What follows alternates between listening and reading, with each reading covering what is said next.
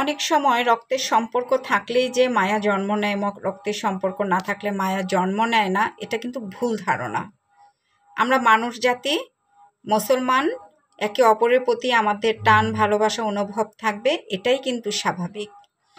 আসসালামু আলাইকুম, আমি কানিজ। নতুন আরও একটি ব্লগে সবাইকে আমন্ত্রণ জানাচ্ছি। আমার আজকের ক্যাপশন দেখে বুঝতে পারছেন কি বিষয় নিয়ে আপনাদের সাথে আলোচনা করব। বাংলাদেশি ব্লগার তিশা আপু, বাংলাদেশি ব্লগার ফাতেহা আপু, তারপর নাজমুল বাপ্পি, তানজিলা, ওদের ফুল ফ্যামিলির সবার ব্লগ আমি দেখি, আমার অনেক ভালো লাগে। আর আমাদের নাজমুল বাপ্পি ভাইয়ার আম্মা, উনি তো জানেন গত 2 দিন আগে ইন্তেকাল করেছেন। আল্লাহ তাকে জান্নাতুল ফেরদৌস দান করুন, এটাই আল্লাহ সুবহানাহু তাআলার কাছে খালাম্মার জন্য দোয়া চাই।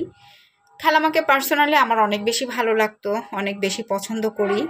কারণ হচ্ছে তাকে দেখলেই মনে হয় সে একজন পার্সোনালিটি স্বয়ংসম্পূর্ণ মানুষ এবং তার ভিতরে অনেক জ্ঞান আছে। সে বাংলাদেশের সব ম্যাক্সিমাম অনেক জেলাতেই ছিলেন। তার বিশেষ কারণ হলো তার হাজব্যান্ডের চাকরির থ্রু থেকে। সব কিছু মিলিয়ে ওনাকে আমার অনেক বেশি বুদ্ধিমতী একজন মানুষ মনে হতো। আমি সব সময় মাঝে মধ্যে এমন একটা বিষয় হয়ে দাঁড়িয়েছিল, তিশা আপু, বাপ্পি ভাইয়া এদের ব্লগ দেখতাম শুধুমাত্র খালাম্মাকে দেখার জন্য। তিশা আপু, বাপ্পি ভাইয়ার অনেক ব্লগে কিন্তু খালাম্মাকে আমি সালাম প্রদান করেছি বা খালাম্মাকে দেখতে চাই, ভাইয়া ব্লগ রেডি করো, খালাম্মাকে দেখি না অনেক দিন।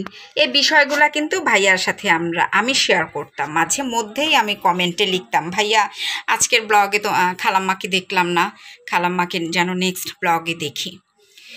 লাস্ট খালাম্মা যখন ফাতেহা আপুর কাছে মালয়েশিয়া থেকে আসলো, তখনই খালাম্মার ফেসটা দেখে আমার কাছে খুব কষ্ট, মানে একটা ভিতরে একটা ফিল হতো। আমি জানি না কেন, সে কিন্তু আমার রিলেটিভ না, আমি ইউটিউবেই তাকে দেখেছি বা চিনেছি। খুব মনে হতো যে ফাতেহা আপুর কাছে এটাই যদি খালাম্মার শেষ আশা হয়। দেখেন আমার চিন্তাটা একদম ফলে গেল। ইভেন আমি বিলিভ করবেন না, আমি গত 3 দিন আগে বাপ্পি ভাইয়ার একটা ব্লগ দেখেছি, নদীর পাড়ে বসে সবাই তারা মজা করছে, খাওয়া দাওয়া করছিল, এরকম একটা ব্লগ ছিল আর খুব আনন্দ করছিল। তো আমি ব্লগটা দেখতে দেখতে ভাবছিলাম, ভাইয়া আর আপু বেশ ভালোই তানকে রেখে দাদুর কাছে, খালাম্মাও বয়স হয়েছে, তারা বেড়াচ্ছে। আল্লাহ না করুক যদি এই মুহূর্তে খালাম্মার কিছু হয়ে যায়, এরা সবাই তাড়াহুড়া করে চলে যেতে হবে। আবার একটা মাত্র ছেলে, খালাম্মার মৃত্যুর সময় থাকলো না, কীরকম একটা বিষয়। আমি এটা আমার সে কিচ্ছু না, আমার এই জিনিসটা মনে হলে খুব ভিতরে একটা নাড়া দেয় যে আসলে কেন ভাবলাম এই বিষয়গুলো, কেন চিন্তা করলাম। আমার কাছে এখন এটা খুব ফিল হচ্ছিল। আবার মাঝে মধ্যে আমি এটাও ভাবি যে তানজিলা মাশাল্লাহ বিয়ে হয়ে গিয়েছে, সংসার করছে। তিশা আপু এখন অনেকটা ফ্রি হয়ে গিয়েছে, ছেলে আছে দাদির কাছে, এই জন্য হয়তো মায়ের এমনিতেও তারা কিন্তু অনেক সময় ঘুরতে গেলে প্রায় অনেক দিন সময় স্পেন্ড করে। কিন্তু কে জানতো তারা এবার কোথাও গেলে তাদের মা চলে যাবেন না ফেরার দেশে, যেখান থেকে আর কোনো দিনও ফিরবে না। আসলে শেয়ার করতে চাইনি কথাগুলো, খুব কষ্ট লাগছে সবার কথা যখন চিন্তা করছি। ঢাকার ভিতরে যে প্রান্তেই থাকতো না কেন তারা, আমি ছুটে যেতাম এই জন্য যে আসলে মুহূর্তে, কষ্টের সময় যে পাশে থাকে, সান্ত্বনা যতটুকু দেয়, এটা কিন্তু যে কষ্টে আছে তার জন্য অনেক বড় একটা সাপোর্ট। এই যে দেখেন ফাতেহা আপু, সে মালয়েশিয়াতে একা একা বসে আছে। আল্লাহর রহমতে তো তিশা আপু, নাজমুল ভাইয়া, এদের পাশে ফ্যামিলির সবাই আছে। কিন্তু তার কেমন লাগছে? আমি কথা বলতে বলতে অনেক কিছুতে জট পাকিয়ে ফেলছি। এটা বলতে পারেন আমার ইমোশনাল অথবা আমার আবেগ বা যেটাই বলেন না কেন। আমি একজন ছোট ইউটিউবার, আমি এদেরকে দেখেই কিন্তু ইন্সপায়ার হয়ে এই ইউটিউব জগতে আসি, আর ইউটিউবে এসেই কিন্তু মানুষগুলোকে চিনেছি, জেনেছি।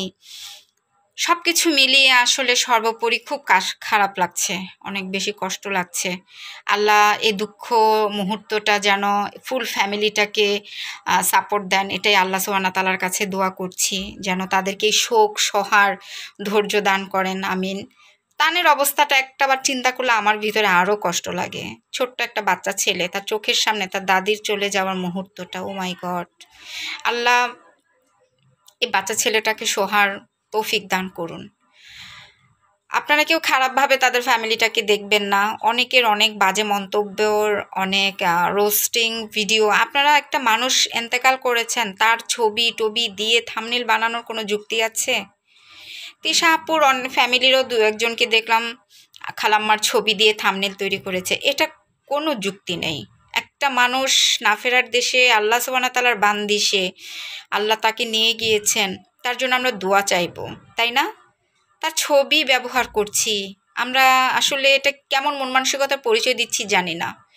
আমার এই ছোট্ট জীবনে, আমার এই ছোট্ট ইউটিউবের জার্নিতে, আজকের এই ছোট্ট ব্লগের মাধ্যমে সবাইকে একটা মেসেজ দেওয়ার আছে। সেই মেসেজটা হলো, প্লিজ ভিউ বাণিজ্যের জন্য খালাম্মার ছবিটা কেউ আপনারা থাম্বনেলে ব্যবহার করবেন না প্লিজ। আপনারা ক্যাপশন লিখেন কিন্তু থাম্বনেলটা বানায়েন না প্লিজ। টাইটেলটা লিখেন, থাম্বনেল খালাম্মার ছবি দিয়ে থাম্বনেল বানায়েন না। কারণ এটা খুব দুঃখজনক। আমরা মনে হচ্ছে সোশ্যাল মিডিয়াতে এসেছি শুধু টাকার জন্য। আমার এই ছোট্ট চ্যানেলে আমি অনেক কিছু শিখেছি। আমার এইটুকু জীবনে আমি অনেক কিছু শিখেছি, অনেক কিছু জেনেছি। নাজমুল ভাইয়া আমার আজকের এই ব্লগটা যদি দেখে, সে কিন্তু বুঝবে যে আমি অনেক আগে থেকেই আছি ভাইয়াদের সাথে।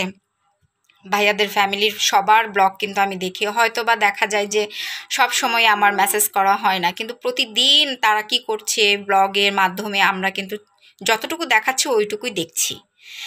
তো আমি আমার এই লাইফ থেকে এতটুকু শিক্ষা নিয়ে বলবো, প্লিজ তাদের ফ্যামিলিটাকে নিয়ে যারা রোস্টার আছেন, কেউ রোস্টিং করেন না। কারণ কেউ জানে না কার মৃত্যু কখন কার দরজায় এসে কড়া নাড়বে, তাই না? কে কখন আমরা আল্লাহ সুবহানাহু ওয়া তাআলার কাছে চলে যাব আমরা কেউ বলতে পারি না। সো বাজে মন্তব্য বন্ধ করুন। তার মা গিয়েছে, যাদের মা গিয়েছে, যাদের আত্মীয় গিয়েছে, যাদের দাদি গিয়েছে, যাদের নানি গিয়েছে, তারা বুঝে তাদের অবস্থা কী। আমি বা আপনি, আমরা যতটুকু দেখছি অনুভব করছি ওইটুকুই বুঝতে পারছি। ভিউ বাণিজ্যের জন্য কাইন্ডলি কেউ খালাম্মার ছবিটা ব্যবহার করবেন না। কারণ তার জন্য আমরা দোয়া করি, ঠিক আছে? গুনাহ যেন না করি, তার জন্য আমরা দোয়া করি। এটুকুই বলার আছে, আর কিছু বলতে চাই না। সবাই ভালো থাকেন, সুস্থ থাকেন। আর নাজমুল ভাইয়ের ফ্যামিলির প্রতি এটুকু বলবো, আপনাদেরকে ধৈর্য দিক আল্লাহ সুবহানাহু ওয়া তাআলা। ধৈর্যের সাথে সব কিছু করেন, মুখোমুখি হন। এটাই। আল্লাহ হাফেজ, আসসালামু আলাইকুম। সবাই ভালো থাকবেন।